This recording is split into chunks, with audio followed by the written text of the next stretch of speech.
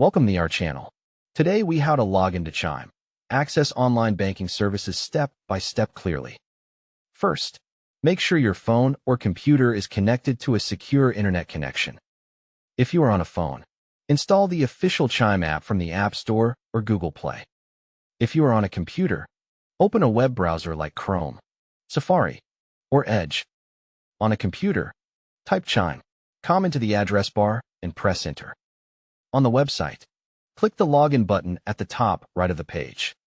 On the app, open it and wait for the login screen to appear. In the email field, enter the email address you used when you created your Chime account.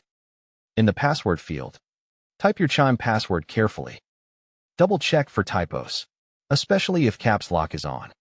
If you are using a shared device, do not select any option that saves your password. Tap or click Login to submit your information.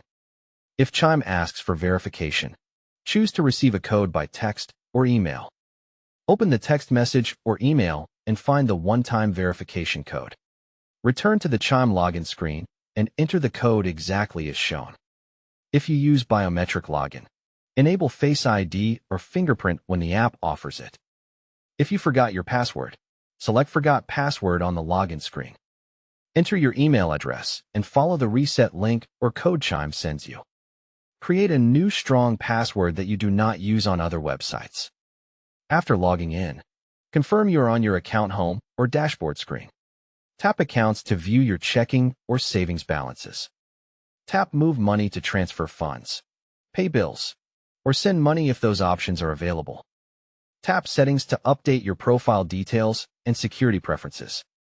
For extra security, turn on two-factor authentication if you see the option. If login keeps failing, recheck your email and password and try again slowly. If you still cannot access your account, use the in-app help or contact Chime support from the website.